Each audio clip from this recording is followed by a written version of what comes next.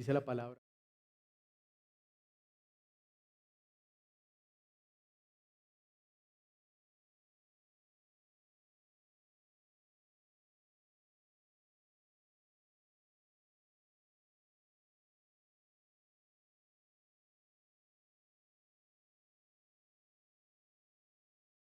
Démonos con corazón sincero, en plena certidumbre de fe, teniendo nuestro corazón purificado de mala conciencia y nuestro cuerpo lavado con agua pura.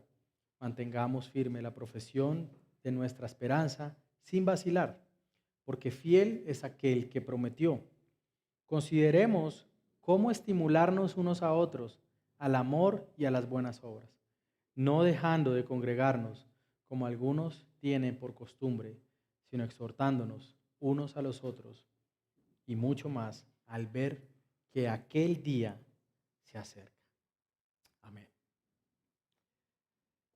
Para las personas que leyeron esta carta por primera vez, los cuales eran cristianos que venían de un mundo o de un trasfondo judío, es decir, eran descendientes de Abraham según la carne, esta carta es particularmente especial y fue particularmente de mucho ánimo, pero también fue de mucha confrontación, porque ellos eran hombres que podían ver el templo de Jerusalén y podían ir al templo de Jerusalén y llevaban sus animales y sus ofrendas para presentar sacrificios. Pero ahora llegan a una religión donde se habla del Mesías anunciado en el Antiguo Testamento, que les dice que ya no es necesario el templo, que ahora ellos son un templo vivo. Parece entonces que la religión majestuosa del judaísmo ha perdido su majestuosidad, o parece que el cristianismo despoja al judaísmo de todo lo majestuoso, de algo que puede ser visto, de algo que puede ser tocado, de algo que puede ser observado, un sacerdote con el cual yo puedo hablar y tocar de manera personal, una persona que se dirige a hacer los sacrificios. Así que ellos están comenzando una vida de fe donde parece que lo majestuoso de lo visible ha desaparecido. Así que el escritor de Hebreos se dirige a estos hombres en cuya historia estaban cosas como, por ejemplo, haber sido librados de la esclavitud de Egipto, haber recibido la ley de Moisés en el desierto. Hombres en cuya historia estaban este tipo de personajes, ¿no? Moisés, David, ¿no? Abraham, Jacob, Isaac, ¿no? Y definitivamente entonces también estaba todo este sistema de sacrificios. Ir al templo con el macho cabrío, o ir y llevar un buey, o ir y llevar una tórtola si usted no tenía tanto dinero, para que el sacerdote la ofreciera y entonces sus pecados fueran perdonados. Y definitivamente en el centro de esa vida religiosa estaba el templo, estaba la adoración que se presentaba allí, y en el templo se mostraba el Señor como un Dios que es majestuoso, recibiendo sacrificios por el pecado. Y esto nos hace recordar que la grandeza de Dios y la majestuosidad de Dios consiste no solo en su poderío, no solo en la obra creadora de que Él creó todo lo que existe, sino en que Él está dispuesto a perdonar a pecadores como estos hombres que leyeron esto por primera vez, pero también como usted y como yo.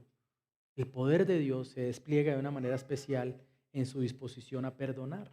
El autor de Hebreos entonces habla a hombres que conocían todas esas cosas del Antiguo Testamento. Tal vez cuando estaba el pastor Dani leyendo algunas cosas, usted decía, pero ¿qué es eso? ¿Cómo así que los animales, los machos cabríos, cómo así que estas cosas que se habla allí? Nosotros tal vez al leer esto somos un poco distantes a esa realidad, pero estos hombres que están leyendo esto por primera vez tenían claro de qué se trataba esto.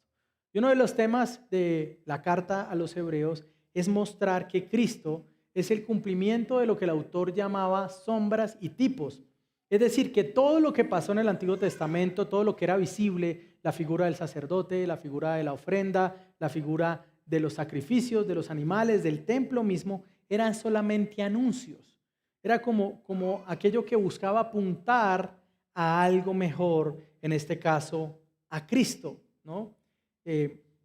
Entonces el autor de Hebreos lo que dice es, miren, ese templo que ustedes podían ver y tocar, esa figura del sacerdote majestuosa con ese efod tan lindo y con piedras preciosas allí, era una sombra, era un anticipo de algo que iba a venir después, que es Cristo mismo. Así que Cristo se muestra como algo superior a las sombras, ¿no? Pues podemos pensar en eso. Un día soleado, usted va y usted ve la sombra suya reflejada en el piso, y aunque muestra algo de lo que es usted, no muestra en plenitud quién es usted. Así que todas las cosas del Antiguo Testamento se muestran como una sombra, ¿no?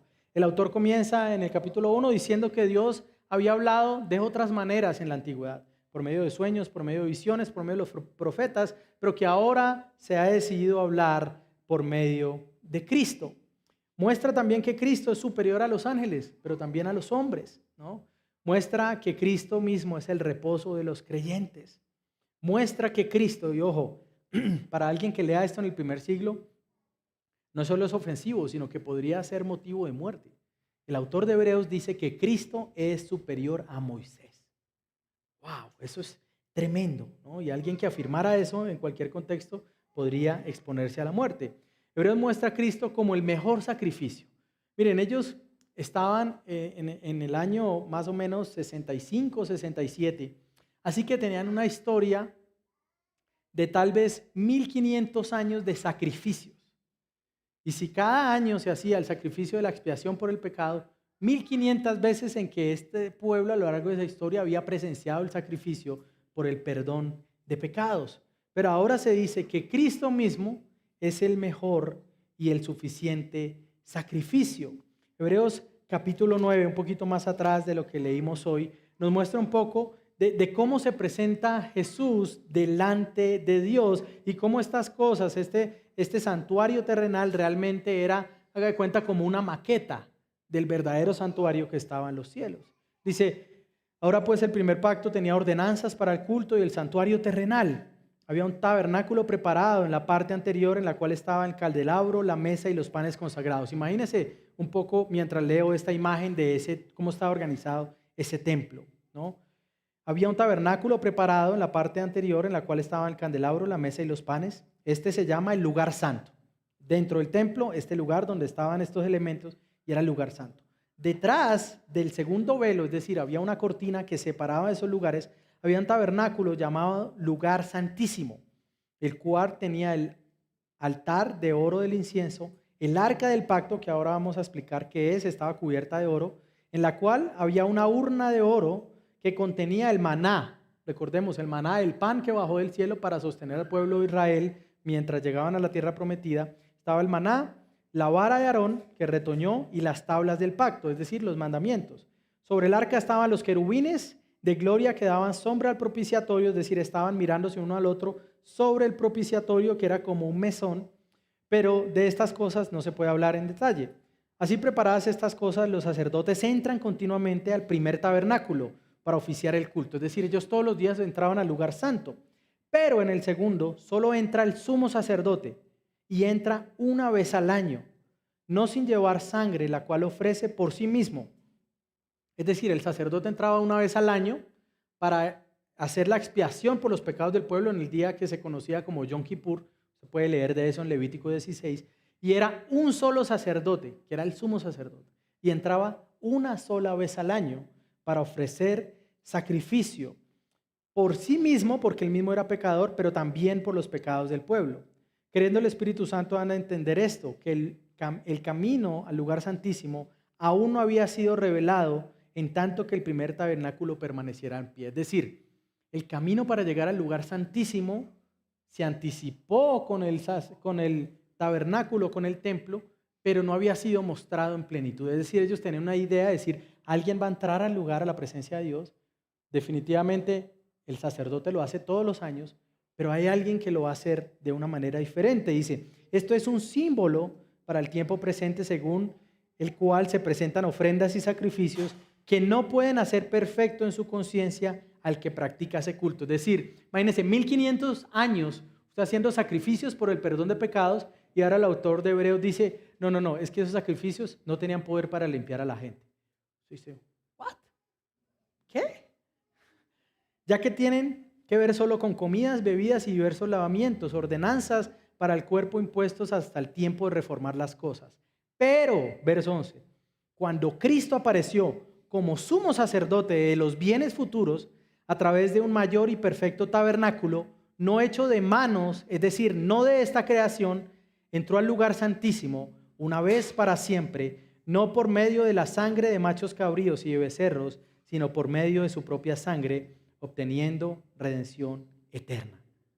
Wow, o sea, él está diciendo, mire, todos esos sacrificios anteriores eran un símbolo, en sí mismos no tenían poder para lavar pecados, pero eran efectivos porque estaban apuntando a un sacerdote que no moría, un sumo sacerdote diferente, pero también a una ofrenda diferente. Es decir, Cristo se presenta como un sacerdote, pero no en un templo hecho con manos humanas, sino que se presenta en un templo que está construido en el lugar donde Dios habita, un templo celestial. Wow, esto es maravilloso, ¿no?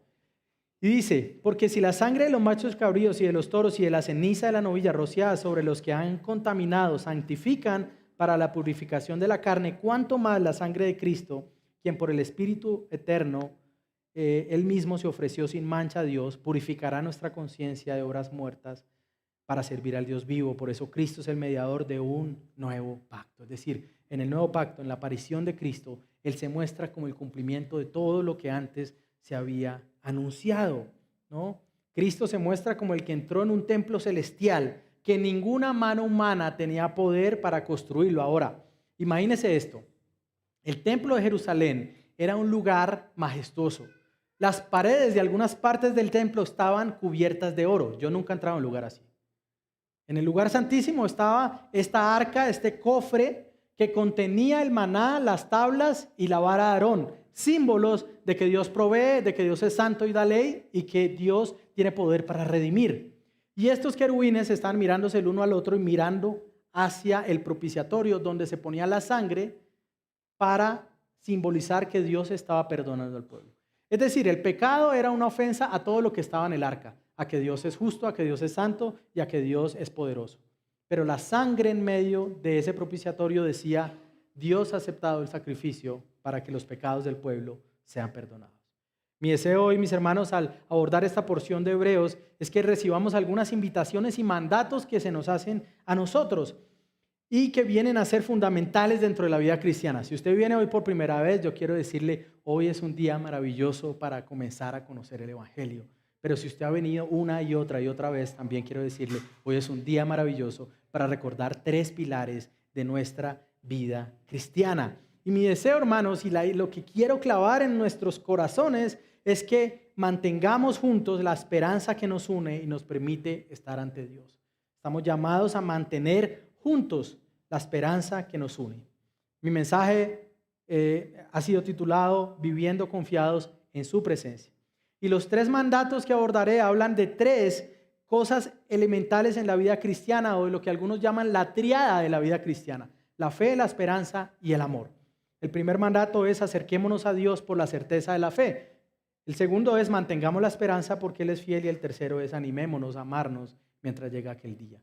Verso 19, dice entonces la palabra del Señor. Entonces, hermanos, puesto que tenemos confianza para entrar al lugar santísimo por la sangre de Jesús, por un camino nuevo y vivo que inauguró para nosotros por medio del velo, es decir, su carne, y puesto que tenemos un gran sacerdote sobre la casa de Dios, entonces acerquémonos con corazón sincero, en plena certidumbre de ¿qué? De fe, teniendo nuestro corazón purificado de mala conciencia y nuestro cuerpo lavado de agua pura. Mis hermanos, el primer llamado y mandato que recibimos es sencillo. Acerquémonos con corazón sincero y plena certidumbre de fe. Mi primer mandato hoy, mi primer llamado para ustedes, mis hermanos, es acerquémonos al Señor, ¿no? Ahora, el Evangelio se puede describir como las buenas noticias de que Dios ha llamado a pecadores a acercarse a Él y ha provisto también de un camino para que puedan hacerlo. Hermanos, por nuestras propias fuerzas nadie puede venir a Dios, pero Dios nos ha invitado a hacer algo que nosotros no podemos hacer. Pero nos llama y nos dice, yo lo voy a hacer. Yo voy a abrir el camino para que ustedes vengan a mí. Ahora esa sección comienza con un entonces, lo que quiere decir que es resultado de lo que se ha hablado en los primeros 18 versos que el Paz Dani habló hace un momento. Y el autor entonces en esos versículos ha establecido que los sacrificios del antiguo pacto no tenían el poder de quitar el pecado de los hombres. Solamente la sangre de Jesús derramada puede limpiar a los hombres y pagar el precio de sus pecados delante del Padre. Y esa causa, recuerden, el sumo sacerdote podía entrar al lugar santísimo ¿cuántas veces? Una vez al año, pero entraba porque había hecho un sacrificio para derramar la sangre allí. Nosotros podemos entrar, dice el autor de Hebreos. Imagínense esto, en la mente de un judío que ahora es cristiano, que ha visto que una vez al año todo el pueblo se reúne en algo majestuoso y que el sumo sacerdote con sus vestiduras impresionantes entra solamente él. Que había una posibilidad de que no saliera, porque en su vestido habían unas campanillas. Si el hombre había pecado y no había confesado su pecado, el hombre iba a morir en ese lugar. Entonces imagínense todo el pueblo mirando a este sacerdote entrando y diciendo, si él lo logra, quiere decir que Dios un año más ha perdonado nuestros pecados. Pero ahora el autor les dice, vengan, entren al lugar santísimo todos, a causa de la sangre de Jesús que fue derramada. ¡Wow! Esto es maravilloso. Tal vez para nosotros no alcanzamos a dimensionar lo que era leer esto por primera vez. La invitación entonces es, o la afirmación, hermanos, es que podemos entrar al lugar santísimo a causa de la sangre de Jesús. Ya expliqué un poco qué era este lugar. En este lugar estaba esa arca. Nuevamente quiero puntualizar algo, y es que el arca contenía, era como una bóveda cubierta de oro. Adentro estaba el maná, que simboliza que Dios es fiel y que provee a los suyos. Estaba las tablas de la ley, que significan que Dios es quien tiene autoridad para dar la ley, es decir, Dios es quien dice que es bueno y que es malo. Y estaba la vara de Aarón, que fue la que se usó para hacer las maravillas y los milagros al salir de Egipto, que dice Dios tiene poder para librar al pueblo del pecado y de la esclavitud, y tiene poder sobre todos los dioses. Así que cuando se muestra el pueblo hace pecado y se tiene que poner sangre sobre eso, quiere decir que el pueblo había hecho algo que transgredía esas tres cosas. Hermanos, y eso es bueno que lo entendamos. Todo pecado, ¿qué dice? Dios no es poderoso. Todo pecado dice Dios no es fiel. Todo pecado dice Dios no libra de la esclavitud. Todo pecado es una ofensa a la fidelidad de Dios. Piense esto. Cuando nosotros pecamos, cuando nosotros ofendemos la ley de Dios, estamos diciendo, yo quiero ser mi propio Dios. Yo quiero confiar en mí mismo. Yo quiero creer que yo mismo puedo librarme del pecado, ¿no? Se presentaba entonces el sacrificio, es el día de la expiación, y el sacerdote atravesaba la cortina que dividía los dos lugares, el lugar santo del santísimo. Y esa cortina lo que nos muestra, o lo que quería mostrarle al pueblo, es que nadie puede entrar a la presencia de Dios, sino solamente aquel que Él permita. El hombre está separado del Dios que es santo. Pero ahora se nos dice que así como esos sacerdotes atravesaron por el velo, Cristo atravesó por un velo, pero fue el velo de su propia carne. Es decir, al ser rasgado, al ser molido por los pecados, el velo de la carne de Cristo fue abierto para que nosotros podamos atravesar por él y entrar en la presencia misma de Dios. Recordamos en Mateo, cuando Cristo dice consumado es y entrega su espíritu, ¿qué sucede con el velo de ese templo, de ese lugar allí? Se rasga de abajo arriba, mostrando que el camino para venir ahora al lugar santísimo está abierto. Ya no hay impedimento. Los hombres podemos venir a Dios. El autor entonces muestra que Cristo ha abierto un camino que es nuevo y que es vivo. Es nuevo en el sentido de que nadie había entendido de qué se trataban esos velos. Nadie había entendido cómo era la verdadera manera de entrar a la presencia de Dios. En ese sentido es nuevo. Estaba velado, pero ahora se ha mostrado. Kistemaker dice lo siguiente: al morir Cristo, el velo del lugar santísimo tuvo que rasgarse de arriba hasta abajo. Del mismo modo tuvo que ser roto el cuerpo de Jesús y su sangre tuvo que ser derramada para abrirnos el camino a Dios. Cierro mi cita. De esa forma Jesús, hermanos, en su sacrificio inaugura o revela cuál es el camino. ¿Cuál es el camino por el cual los hombres pueden venir a Dios? Ahora, nuevamente, una de las cosas que hacía el sumo sacerdote junto con el sacrificio era orar por el pueblo. Una de las cosas buenas que tenía que el sacerdote entrara a la presencia de Dios era que ahora él podía orar por el pueblo. Pero ahora, si usted y yo podemos entrar al lugar santísimo, ¿qué quiere decir? Que usted y yo ahora podemos orar a Dios. No solo por nosotros, sino también por los hermanos. Y acá hago mi primera pregunta. Si usted ha entendido esto, su vida de oración entonces debería mostrar que usted está entendiendo que puede venir delante de Dios. Cuando oramos entonces, nosotros estamos diciendo, Señor, yo entiendo que puedo venir a tu presencia. Verso 21, Cristo viene a ser entonces ese gran sumo sacerdote y el mejor, que viene a ser en sí mismo también el gran sacrificio. Tremendo esto, porque el sacerdote del antiguo pacto entraba con sangre de un animal. Cristo entró con su propia sangre. Es decir, Él entró como el sumo sacerdote, pero también como la ofrenda. Él entró como el sumo sacerdote, pero también como la sangre que era derramada para que nosotros seamos perdonados, pero hermanos, también para que sea posible que podamos estar en la presencia de Dios. El camino que nos permite ser reconciliados con Dios es Cristo y disfrutar de Él como un Dios santo. Recuerden, esta arca del pacto contenía estos tres elementos. Cristo es el que hace que nosotros nos gocemos en eso. Es decir, Cristo es el que hace que usted y yo podamos decir, Dios es bueno y Él puede dar la ley y me deleito en cumplirla. Cristo es aquel que hace posible que nosotros digamos, el Señor es fiel y mi sustentador. Por eso yo puedo vivir a la luz de esto. Pero también Cristo es aquel que nos permite decir, Dios es poderoso para librar a los hombres del pecado. Y por eso entonces ya no queremos vivir como esclavos. Pero lo bueno es que Cristo no solo ofrece ese sacrificio una vez y para siempre, sino que su obra como sacerdote, como mediador, continúa hasta el día de hoy. Miremos Hebreos 7, versos 23 en adelante, rápidamente. Dice, los sacerdotes anteriores eran más numerosos porque la muerte les impedía continuar. Es decir, cada sacerdote lo hacía hasta que moría. Pero Jesús conserva su sacerdocio inmutable, puesto que permanece para siempre. Es decir, este sacerdote no tiene que ser reemplazado, vive para siempre. Por lo cual, escúchenme esto, Él también es poderoso para salvar para siempre a los que por medio de Él se acercan a Dios, puesto que vive perpetuamente para interceder por ellos. Cristo es el gran sumo sacerdote. ¿De quién? De aquel que pertenece a Él, de aquel que es parte de su pueblo. Si usted está acá hoy y usted no tiene seguridad de pertenecer al pueblo de Dios, hoy debe arrepentirse de sus pecados y abrazar a Cristo como el único que puede darle acceso a Dios. La obra de Cristo no terminó, sino que sigue llegándose a cabo para que nosotros podamos llegar al Padre. No que Cristo siga siendo sacrificado, sino que Él está ahí como un sacerdote, ya puso la sangre, pero Él está ahí recordándole al Padre, Padre, Él es mío. Esta sangre la derramé por Él. Ayúdalo a seguir, Señor, ayúdalo a perseverar. Y eso es una buena noticia, hermanos, porque nosotros no llegaremos hasta el final por nuestra propia capacidad.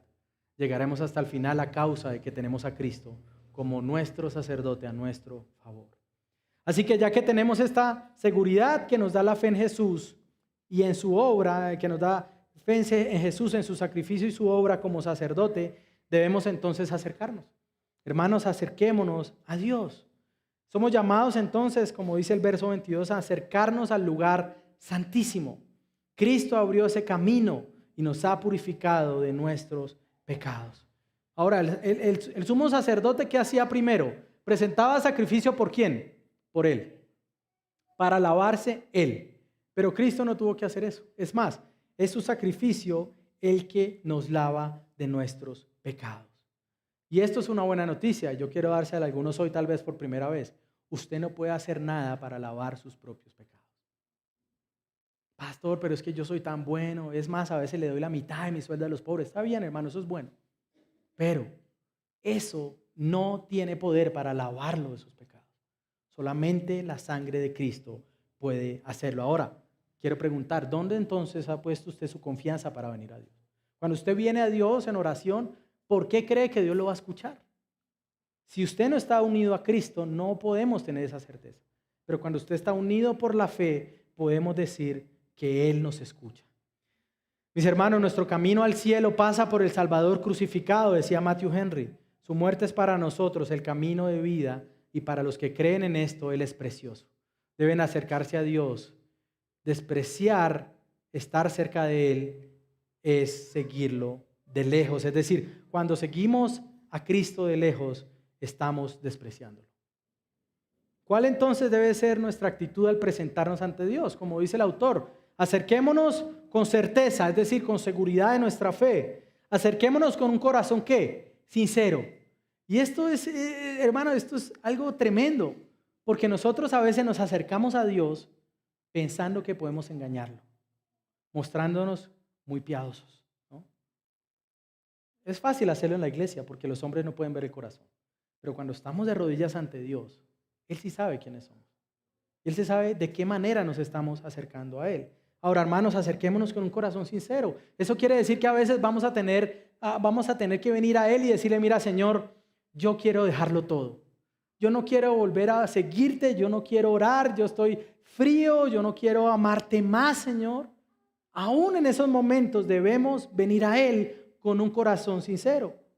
Hermanos, podemos acercarnos no como fariseos, no con un corazón que piensa que Dios debe estar agradecido porque yo vengo a Él. No, podemos acercarnos con un corazón que sabe que no tengo nada para ofrecerle, que no tengo derecho para acercarme a Él, con un corazón sincero que diga, Señor, yo no tengo nada que darte, pero vengo porque he sido lavado. Tu palabra dice que Cristo me lavó. Yo creo eso, Señor, por eso vengo a buscarte hoy. No hay ninguna obra que pueda exhibir, pero tu sangre, dice tu palabra, que abrió el camino, no nada en mí. Hermanos, mantengamos juntos la esperanza que nos une y nos permite estar ante Dios. Somos llamados a seguir al Señor y a relacionarnos con Él de cerca. Ahora, ¿ha escuchado usted esa famosa expresión? Yo sigo a Jesús, pero a mi manera. ¿No? ¿Ha escuchado eso? O cuando le dicen a usted, usted llega y le cuenta a alguien, no, hoy me recibieron como miembro de la iglesia, duré como 6 meses siendo discipulado, enseñado, empecé a ir a grupos zonales, gloria a Dios. Y alguien dice, ¿qué? Yo sigo a Cristo, pero de lejos. Yo no soy fanático, decían en mi época, no sé si eso lo siga diciendo la gente. El asunto es que decir que se sigue a Jesús de lejos es afirmar que no se sigue a Jesús en absoluto. Es decir, no hay manera de seguir a Jesús en la distancia. No hay manera de seguir a Jesús por allá con unos binoculares a ver cómo se ve. Cristo demanda que sus discípulos lo sigamos de cerca. Debemos preguntarnos, ¿conoce usted esa esperanza? ¿Conoce usted a Cristo como el que lo reconcilia con Dios? Es más, ¿sabe usted que necesita ser reconciliado con Dios? Porque hay gente que viene a la iglesia, que se congrega, pero cree que le está haciendo un favor a Dios. Pero la Biblia dice que a no ser de que usted se arrepienta de sus pecados y abraza a Cristo, perecerá en ellos. Todos creen ser hijos, pero muchos viven como enemigos. Si conocemos a Cristo, hermanos, aún si somos miembros de la iglesia, deberíamos preguntarnos si lo estamos siguiendo de cerca. Pero no solo somos llamados a acercarnos con certeza de la fe, el segundo llamado es que mantengamos firme la esperanza porque Él es fiel. Verso 23, mantengamos firme la profesión de vuestra esperanza sin vacilar, porque fiel es aquel que prometió. Hermanos, podemos venir a Cristo, nuestro sumo sacerdote. Él abrió el camino. Somos llamados a mantener nuestra esperanza firme, sin fluctuar. Ahora, mantener esta esperanza firme es como tenerla en la memoria, apoderarse de algo. Se nos da la esperanza como algo que debemos conservar. La fe es algo que debemos atesorar, retener como lo más valioso que necesitamos y que tenemos. Si yo le pregunto a usted qué es lo más valioso que tiene, usted tal vez va a pensar en su carro, en su casa, en muchas cosas. Pero lo más valioso que tiene un cristiano es: estoy unido a Cristo, conozco al Señor, Él me ha salvado de mis pecados. Mis hermanos, el Evangelio nos llama a perseverancia. Quien ha sido librado debe permanecer. Ahora, quiero decir algo también. Este es un llamado a no fluctuar, es decir, a mantenerse estable en la fe. Pero el asunto es que una de las batallas más arduas que llevamos o más difíciles es no desfallecer o mantenernos estable en esta fe y en esa esperanza. Mis hermanos, esto tal vez no es nuevo para usted, pero quiero recordárselo. Todos pasamos por momentos donde nuestra fe se debilita. Parece que en esos momentos nos olvidamos de quién es Dios. Parece que en esos momentos buscamos mantenernos en la esperanza por nuestros propios medios. El asunto es que si nuestros propios medios no me acercaron a Dios, tampoco tienen el poder para mantenerme cerca de Él. No tienen el poder para darme acceso a Dios y tampoco para que yo esté firme. Ahora, no quiere decir esto que no tengamos nada de responsabilidad o que no tengamos que hacer nada para mantenernos en la esperanza. Porque tal vez usted puede decir, bueno, pues como no puedo hacer nada, pues no voy a hacer nada. No. Sí podemos y debemos hacer algo. El asunto es que lo hago confiando en aquel que me da acceso a Dios. Oro, y eso es algo que yo tengo que hacer. Nadie lo va a empujar, ¿cierto? No va a venir un ángel a sacudirlo a las 10 de la mañana cuando usted no se ha levantado y decirle, empiece el día, vaya y busque a Dios, ¿no? Un ángel no va a hacer eso. Usted debe tomar la decisión y hacerlo. Venir a la iglesia. Usted sale, toma el Transmilenio, o toma Uber, o maneja y viene. Pero lo hace no confiando en que eso le da el acceso a Dios, sino en que lo está haciendo porque ya el acceso Él se lo dio. Confía usted en el Dios que lo salvó. Todos nuestros esfuerzos por mantenernos en la fe descansan en el hecho de que Dios es fiel. Y es necesario que recordemos esto hoy, hermanos, que debemos mantener esa esperanza sin fluctuar. Pero también debemos evitar confundirnos cuando nuestra fe pasa por pruebas. El llamado a una profesión firme no es una afirmación de que la fe siempre será firme. Voy a decir eso otra vez. El llamado a una fe firme no quiere decir que nuestra fe siempre sea firme, no es una afirmación. Es decir, habrá momentos donde nuestra fe esté débil. Y esto espero que sea una buena noticia para algunos hoy, porque tal vez algunos hoy acá, mis hermanos, se sentaron hoy diciendo, oh Dios, qué débil está mi fe hoy. Richard Sibbes, el puritano, decía, no todos tienen una fe igual de fuerte, pero todos tienen una fe igual de preciosa, mediante la cual se aferran y se visten de la justicia perfecta de Cristo. La mano débil puede recibir una joya valiosa. Unas pocas uvas demuestran que la planta es una viña y no una broja. Esta invitación a mantenernos en la profesión de la esperanza nos lleva a descansar en Cristo en medio de la debilidad. Nos lleva a forzarnos en los medios que Él destinó para mantener nuestra fe. Pero también nos lleva a tener misericordia cuando el débil no soy yo, sino mi hermano que está al lado. Nos lleva a decir, no nos lleva a decir, ay, pobrecito Señor. No. Nos lleva a decir, hermano, ¿cómo puedo ayudarte? ¿Qué puedo hacer para que tu fe sea fortalecida de nuevo? Esto nos debe llevar a recordar las palabras de Pablo también. Bástate mi gracia, 2 Corintios, porque mi poder se perfecciona en la debilidad. La pregunta que podemos hacer entonces es, ¿qué prometió? Porque dice, porque fiel es el que prometió. Bueno, ¿qué prometió? Prometió salvarnos, prometió que nos llevará hasta el final y prometió que a todos los suyos les espera la herencia junto con Él. Prometió que todo ayuda bien a los que lo amamos. Mis hermanos, mantengamos juntos la esperanza que nos une y nos permite entrar y estar en la presencia de Dios, ya que Cristo abrió el camino a esa esperanza, ya que su fidelidad es el fundamento para mantenernos firmes sin fluctuar. Pero también debemos recordar que no nos mantenemos en esa esperanza en soledad, sino en el contexto de una comunidad. Y este es el tercer llamado. Verso 24. Consideremos cómo estimularnos unos a otros al amor y a las buenas obras. ¿No dejando de qué? ¿No dejando de qué?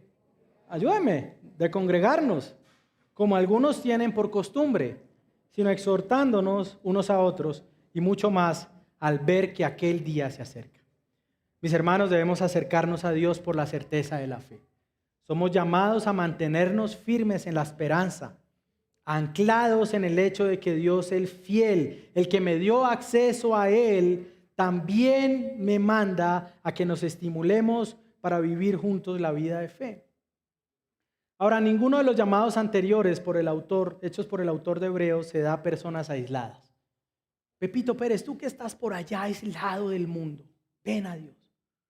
Sí, se da a personas individuales, pero en un contexto comunitario. Todos los llamados se dan en contexto de una vida de fe común. Y la manera como concluye la sección es precisamente esa, llamándonos a congregarnos, pero entendiendo por qué. Algunas personas se congregan, aún miembros de la iglesia, queriendo agradar tal vez al ojo humano o creyendo que eso es lo que les da seguridad en su salvación. Pero si nosotros vemos el hecho de congregarnos de esa manera, estamos fallando al blanco. Hermanos, la vida de comunidad es a la que se nos llama como una gran bendición para los salvos. Hermanos, miren, la mayor bendición de la vida cristiana después de haber sido unidos a Cristo es que somos también unidos a otros. Ese pastor, pero es que sí es difícil estar unido a mí mismo. Sí, Él nos llama a estar unidos a otros. El Señor nos libra del pecado y de la muerte, pero cuando lo hace, nos libra también de una vida egoísta que vive para sí mismo.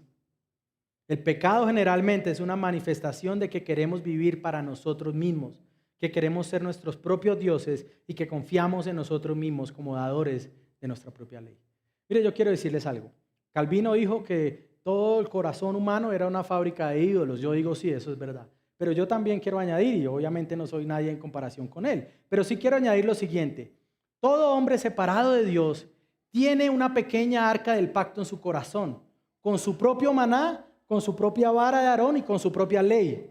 Todo hombre apartado de Cristo dice, yo soy mi propia ley. Todo hombre separado de Cristo dice, yo soy todopoderoso. Todo hombre separado de Dios dice, yo dependo de mí mismo, no dependo de nadie más, ni de la fidelidad de nadie más.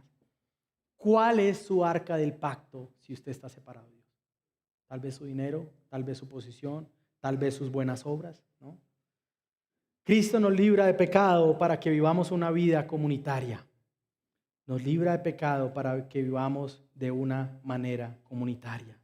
Matthew Henry decía, la comunión de los santos es una gran ayuda, privilegio, es un medio de constancia y perseverancia. Debemos observar la llegada de tiempos de prueba y por ellos ser despertados a una mayor diligencia. Hay un día de prueba que viene para todos los hombres, el día de nuestra muerte. Cierro mi cita. Esta invitación, hermanos, a mantenernos firmes en la fe incluye considerar cómo estimularnos o animarnos al amor y a las buenas obras. ¿Cómo mantenernos firmes en la fe, en la esperanza? Es algo que no podemos hacer por nosotros mismos, ni tampoco cuando nos aislamos del resto de cristianos. Pastores, que esos son difíciles de amar. Y uno dice, sí, hermano. ¿Y qué hay de usted? ¿Es fácil de amar? ¿No? ¿Cree usted que ha permanecido en la fe por usted mismo? Hay personas que dicen, yo llevo 30 años en el Evangelio, pastor. Yo llevo 15 años en el Evangelio. Bueno, gloria a Dios. ¿Por qué? ¿Llegó ahí solo? ¿Llegó aislado? ¿Estaba viviendo en un monasterio y hasta ahora llegó a la iglesia? No. Hemos perseverado porque Dios ha puesto en cada momento de nuestra vida cristiana comunidad, personas que nos ayuden a seguir corriendo la carrera y gloria a Dios por eso. ¿Cómo podrías decirle a tu propio corazón la forma en cómo los hermanos le han ayudado en la debilidad? Yo siempre digo, siempre decimos, la persona con la que usted más habla es usted. Y cuando usted hable con usted, recuérdele, wow, qué importante fue este hermano en aquel momento. Qué importante fue los que estamos casados y tenemos una mujer creyente en el Señor. Wow, qué importante es mi esposa cuando yo no quería hacer esto, cuando estaba debilitado. Qué importante han sido mis pastores, qué importante han sido mis hermanos en la iglesia para que yo pueda perseverar. Hermanos, debemos estimularnos unos a otros en el amor mutuo y en las buenas obras. Estos son dos caras de la misma moneda. No quiere decir que haya manera de amar sin hacer buenas obras. Los dos van juntos. Por eso dice también Santiago que muéstrame tu fe por tus obras de alguna manera, ¿no? La fe nos lleva al amor mutuo y a las buenas obras. Ahora, bajémoslo del espacio allá del tercer cielo. Bajémoslo del espacio sobre espiritual y digamos, bueno, ¿cómo luce entonces hoy eso en mi día a día, pastor? ¿Cómo puedo estimular a otros en el amor y en las buenas obras? Bueno, lo primero, hermano, que quiero darle como consejo es, sea intencional en desarrollar relaciones significativas de amistad dentro del pueblo de Dios. Sus mejores amigos, como decían en otros lugares, su sangre, ¿no? Sus llaves, deberían ser ¿quiénes? Los que aman lo mismo que usted ama. Es muy triste y yo no quiero que usted me conteste esta pregunta, pero usted se la va a contestar ahí mismo. ¿Quiénes son sus mejores amigos? Ay, pastor, pero es que el del barrio ese en el fondo es bueno. No, pues yo no sé. Lo que sé es que la Biblia dice es que todo hombre separado de Dios está muerto en sus delitos y pecados. Y si un muerto es su mejor amigo, usted tiene un problema. Nuestros mejores amigos deberían ser aquellos que aman lo que nosotros más amamos. Y gloria a Dios porque el Señor nos provee, nosotros los pastores de esta iglesia, somos bendecidos también con la amistad cristiana, no solo entre nosotros, sino con otros hermanos que están caminando a nuestro lado y con muchos de ustedes también. Busca conocer las necesidades de tus hermanos para ser movido a la oración y la ayuda mutua. No es solo, ¿cómo estamos? Bien, sí, chévere, nos vemos en 8 días, no. Bueno, ¿cómo está, hermano? De verdad le estoy preguntando porque quiero saberlo. ¿Cómo puedo ayudarle? ¿Cómo puedo orar por usted? El asunto es que nadie va a saber cómo orar por usted si usted no dice. Si usted siempre dice que está bien y después de un momento a otro decimos, oiga, tal hermano se fue de la iglesia, no volvió. Pero ¿cómo así? Si él siempre me decía que estaba bien y yo quería orar por él, pero yo nunca sabía y el hombre no podía orar. Llevaba un mes sin venir a la iglesia y no decía nada y lo poco que decía era que estaba bien. Busquemos conocer las necesidades de los hermanos para ayudarlos. Esta ayuda mutua puede ir desde un apoyo para fortalecer las disciplinas espirituales, desde un apoyo de decir, hermano, no está orando, lo voy a llamar. ¿A qué hora se levanta? 5 de la mañana. Bueno, lo voy a llamar a las 5:15 para que tenga tiempo de lavarse los dientes y lo voy a llamar para que oremos. Listo, hermano, gloria a Dios. Animarnos en escuchar sermones o en repasar los sermones de la iglesia en los grupos zonales, alentarnos a leer libros, regalarnos libros, hacernos preguntas difíciles también. Esto ayuda, esta ayuda mutua puede buscar también ayudar a hermanos en momentos de dificultad. Un hermano está enfermo, bueno, ¿dónde está, pastor?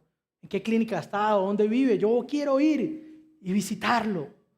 Ayudar a hermanos en momentos de escasez. ¿Cómo puedo dar de mis recursos también para ayudar a estos hermanos? O si ya estoy aportando a la iglesia, ¿cómo puedo animar a la iglesia a que se involucre en ayudar a este hermano? Animemos a los hermanos a encontrar maneras de servir como iglesia local, pero también en otros espacios. Animémonos a visitar enfermos. Mire, hace más o menos un mes yo estaba en Riohacha visitando al pastor Javier Montiel, que lamentablemente le perdió una de sus piernas. Y mientras yo estaba ahí, cuando yo llegué ahí, me habían ganado. Había un señor allí con corbata. Bueno, yo no uso corbata en La Guajira. Estaba ahí un señor de corbata con la Biblia. Yo dije, wow, otro amigo del pastor Javier vino. Mi hermano, mucho gusto, mire, Álvaro Rivera, Bogotá. ¿Cómo se llama? No, tal. Yo le dije, bueno, ¿usted hace cuánto conoce al pastor Javier? No, lo acabo de conocer. Yo vengo todos los martes a visitar a los enfermos. Wow. Animémonos a visitar ancianatos, a visitar orfanatos, a servir a otras personas, a mostrarles el evangelio, a visitar a las viudas de nuestra iglesia, a los hermanos mayores de nuestra iglesia. Pero ¿qué sucede, hermanos? Que si nos alentamos en estas cosas, vamos a tener que dar de nosotros y vamos a tener que salir de nuestro lugar cómodo. Y les doy una noticia, Bogotá está diseñada para que no vivamos así, porque todo está lejos, todo parece caótico, la gente parece que no le gusta recibir a nadie en su casa, ¿cierto? Pero nosotros no debemos acomodarnos al lugar donde vivimos, debemos vivir de acuerdo a lo que nos manda las Sagradas Escrituras, porque nuestra ciudadanía está en los cielos con Cristo. No dejemos de congregarnos, esta es la parte, tal vez cuando estábamos leyendo usted dijo, el pastor va a decir que vengamos más a la iglesia. Bueno, sí, pero ¿por qué? ¿Cómo? Porque es importante. No dejemos de congregarnos, hermanos, verso 25, como algunos tienen por costumbre, sino exhortándonos unos a otros y muchos más al ver que aquel día se acerca. Animémonos, hermanos, mientras esperamos el regreso del Señor.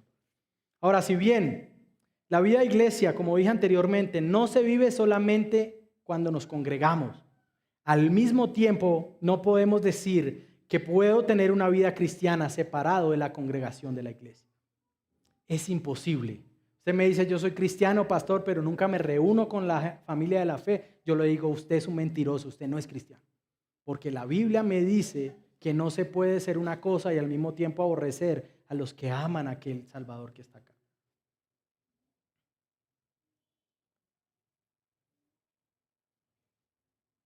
Tremendo, ¿no? Se nos rescata de una vida egoísta para unirnos a venir a ser parte de una familia que tal vez a veces es difícil de amar, ¿no? Hermanos, el día del Señor es un anticipo de aquel día. Es una antesala al regreso de Cristo. Es el día en el que celebramos juntos, tenemos acceso a Dios. Es el día en el que decimos, tú y yo nos veremos eternamente, podemos disfrutar de este tiempo el domingo. El domingo no venimos a la iglesia, el domingo nos reunimos con la iglesia, que es diferente. No es el lugar al que voy, es lo que pasa en ese lugar lo que es importante. Yo recuerdo hace algunos años, bueno, a veces ya no me gusta contar historias porque me alargo.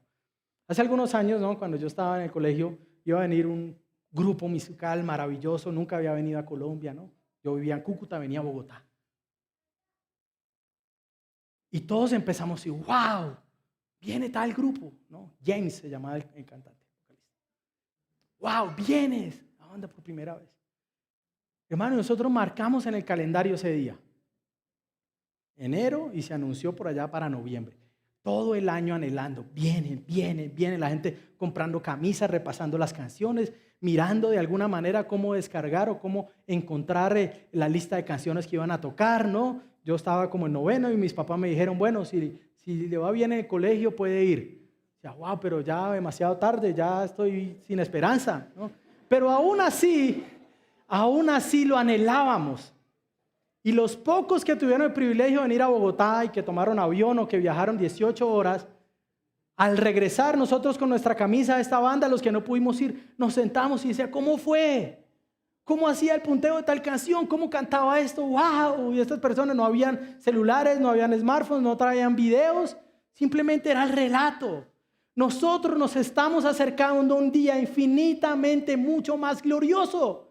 Deberíamos ser conmovidos en nuestro corazón y decir, wow, hermano, estamos caminando hacia allá. Él va a venir, no sabemos, no se nos ha dado la fecha porque nadie lo sabe, pero lo que sí sabemos es que Él va a regresar. ¿Cómo será aquel día? Los muertos resucitarán, los que estemos vivos seremos transformados, recibiremos cuerpos que no podrán morir ni enfermarse. ¿Cómo será verlo a Él en un lugar donde no haya necesidad de templo? Porque Él será nuestro templo. No habrá necesidad de sol ni de luz de ninguna lumbrera porque Él mismo será nuestra luz. Hermano, estamos caminando hacia allá. Y por eso nos reunimos el domingo, para celebrar que tenemos acceso a Dios, pero también para esperar que en algún día nuestro Señor regrese y que cuando Él regrese nos encuentre haciendo lo que a Él le place. Mis hermanos, el Señor viene pronto. Nuestro anhelo es que nos encuentre viviendo para Él. Y yo quiero decir algo, hermanos, con mucho cuidado también. Y con mucho amor. Pero también quiero decirle algo porque tal vez esto es particularmente importante para algunos de ustedes.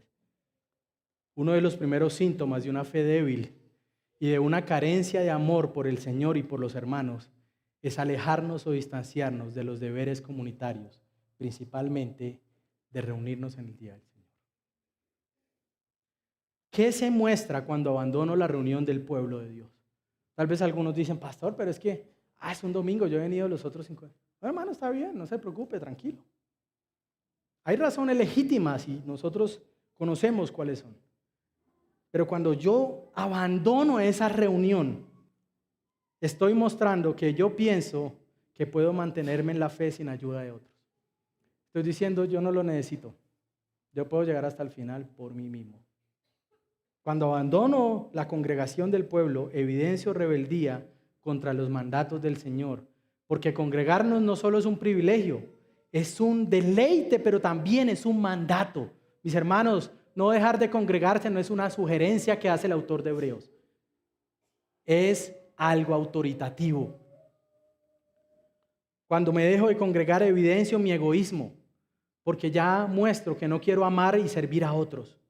No quiero que nadie me anime, pero no quiero tampoco animar a nadie a que sigan la fe. ¿Cómo ve usted ese día del Señor? Ahora, maneras prácticas también. Hoy estoy dando también cosas importantes de la Escritura, ¿no? ¿Cómo usted puede prepararse y anhelar aquel día? Tome nota. Lea lo que se va a predicar. Nosotros generalmente el sábado, ya usted sabe que se va a predicar el domingo. Léalo. Léalo con su familia si usted está casado y si tiene hijos. Se va a predicar mañana esto. ¿Qué irán a decir? ¿Qué irán a enseñarnos? Ore con su familia por la reunión. Ore por el pastor para que no se enferme, para que esté bien, para que pueda predicar, por los hermanos que estarán sirviendo. Esto es importante. Cante las canciones que se cantarán el domingo. Prepare su corazón para adorar al Señor. Hermanos, cuando nosotros venimos el domingo y cuando suenan las canciones, no estamos escuchando a una banda como la que hablé hace un rato. Estamos viendo hermanos que nos están guiando para que nosotros cantemos. La banda, el grupo, el ministerio de adoración somos todos nosotros. Mostremos en nuestras rutinas del sábado, y tal vez esto es difícil, que el domingo para mí es prioridad. Mostremos en las rutinas del sábado que el domingo para mí no es negociable. Si me voy a quedar dormido el domingo durante el sermón por verme los 10 capítulos de la miniserie, no me los voy a ver todos. Voy a tener dominio propio y me voy a ver 2. O no me la voy a ver, porque para mí es importante estar alerta y estar atento a lo que se va a enseñar. Interesante, ¿no? Padres, modelemos a nuestros hijos el gozo y el deleite cuando hablamos del domingo. Hablemos con emoción. ¿Cómo usted habla de la reunión de la iglesia? Hijo, vamos a ir a reunirnos con los santos. Vamos a estar eternamente con ellos. Y se nos ha dado un pedacito de cielo y de eternidad para que nos reunamos el domingo y estemos todos juntos. Modelemos a nuestros hijos que hay deleite en congregarnos con los demás. Pero también mostrémosles que el domingo se trata de Dios y no de nosotros, pero tampoco de ellos. Mis hermanos, hay muchas cosas, sobre todo los que tenemos papás de niños pequeños, que están diseñadas para que no nos congreguemos, ¿no? Algunas rutinas deportivas, artísticas, de muchas cosas se diseñan o se hacen para que sean hechas el domingo en la mañana, de 8 a 10 o de 10 a 12, para que usted no pueda congregarse. Mostrémosles a nuestros hijos, hijos, sí, esto es importante, es algo bueno, pero no hay nada como estar con los santos. Ningún gozo de levantar ninguna copa de ningún campeonato se compara con estar juntos con el pueblo de Dios. Niños, cuando sus padres les nieguen algo el domingo, es por un propósito mayor. Tal vez en ese momento no lo van a entender. Tal vez les va a parecer que su papá es cascarrabias y es cansón y es como aburrido. Pero cuando ustedes estén más grandes y van a crecer, porque ustedes no van a ser niños para siempre, ustedes van a decir, Señor, gracias. Gracias porque mi papá estuvo dispuesto a soportar un momento de lloriqueo. Bueno, después de pronto me corrigió y paré. Pero gracias, Señor, porque hoy yo puedo entender que eso era bueno para mi alma. Mis hermanos, recordemos a nuestro corazón que reunirnos el domingo es algo que debemos anhelar. Dice Daniel Horn, como iglesia estamos en el tiempo entre el compromiso y el casamiento. Mientras Jesucristo está con el Padre preparando un lugar para su novia y un banquete para la celebración de la boda de bodas, nosotros ni queremos pasar tiempo con Él. Nos debería dar terror que la iglesia no desea estar con el novio. Debe asustarnos aún más si nosotros personalmente no deseamos pasar un día con quien decimos que amamos. ¡Wow! La iglesia es la novia de Cristo, pero todavía no ha llegado el día de la boda. Estamos hacia allá. Pero a veces actuamos como si no quisiéramos llegar allá. Ahora, si usted está casado, piense por un momento esto. ¿Qué tal si usted un día encuentra unos post-its en algún lugar donde su esposa tenga sus cosas personales? Y los post-its digan lo siguiente: tips para salir de la casa cuando mi esposo está ahí. Espero que no se hayan reído porque los tienen, ¿no? ¿Qué pensaría usted como esposo? ¡Wow! ¿Qué hice? Esta mujer como que no me ama. A veces la iglesia y a veces usted como parte de la iglesia tiene muchos tips para no estar con los otros que también son la novia de Cristo. Y a veces cuando escribimos, estamos ahí, somos medio omnipresentes en las redes con el pastor porque estamos en los grupos de WhatsApp de los grupos zonales, ¿no? Y a veces, hermanos, cuando se convoca la reunión, parece que algunas personas, no voy a decir hermanos de la iglesia, pero parece que algunos tuvieran una respuesta automática. Hermano, nos viven mañana a 6:30. Pastor, pero es que me está doliendo la espalda. Hermano, pero es que está muy lejos. Hermano, pero es que parece que va a llover. Parece que hubieran respuestas automáticas para escapar de aquello que es bueno y debería ser deleite para mi alma. ¿Qué pensaría esposo si su esposa hiciera estrategias para no estar con usted? Nosotros somos la esposa. La diferencia es que nosotros sí tenemos al esposo perfecto. Ninguna de las mujeres de acá lo tiene. Lo siento. Tal vez algunas, bueno. Espero que todas crean que lo tienen, ¿no? Pero a causa de Cristo, de que Él está unido a Cristo, de que ama al Señor. Mis hermanos, la vida cristiana es la vida de los perdonados que ahora pueden venir a Dios. Es la vida de hombres que luchamos, que a veces pasamos por momentos donde pareciera que nuestra fe no está o que está muy débil. Pero es la vida que confía en Cristo, quien no solo abrió el camino al Padre, sino que también nos prometió sostenernos mientras esperamos su regreso. La vida cristiana es la vida de hermanos que se aman, es la vida de hermanos que anhelan llegar juntos hasta el final y que por eso se estimula el uno al otro para encontrar maneras de cómo mostrar amor por los hermanos y perseverancia en la fe. Animémonos. Hermanos, hoy en día es para recordar que debemos animarnos. No debemos ser hermanos inalcanzables, intocables. A veces hay personas que creen que nadie les puede decir nada. Si somos parte del cuerpo, tenemos que vivir como parte del cuerpo. Miembros, hermanos, jóvenes. Si somos parte del cuerpo, vivamos como parte del cuerpo. Eso incluye que a veces me van a animar, pero tal vez a veces no de la manera que me gusta. A veces tal vez me van a hacer ver que hay cosas que tengo que hacer mejor. Y le doy una noticia, usted todavía no se ha glorificado, así que seguro hay muchas cosas que usted tiene que empezar a hacer o que tiene que hacer bien. Pero esto es estimularnos en el amor y en las buenas obras. Mantengamos juntos la esperanza que nos une y nos permite estar ante Dios. El Señor nos ayude, mis hermanos. Padre, gracias por tu palabra, Señor. Ayúdanos en nuestra vida cristiana a luchar y a llegar hasta el final, Señor. A perseverar y a persistir, Señor, en que tú eres bueno, Señor. Que nos estás guiando a casa, Señor. Que nos estás llevando, Señor, a conocerte y amarte cada día, Señor. Bendito tú eres, Señor. Oh, Padre, gracias por tu bondad, Señor. Gracias porque tú eres fiel, papá. Gracias porque tú eres santo, Señor. Tú eres eterno y eres bondadoso, Señor. Y mientras nos gozamos en lo hermoso que es tener una comunidad y una vida de fe común, podamos darte gracias porque nos has librado de una vida egoísta y aislada de las demás personas, Señor. Bendito seas tú, Padre. En Cristo Jesús oramos. Amén.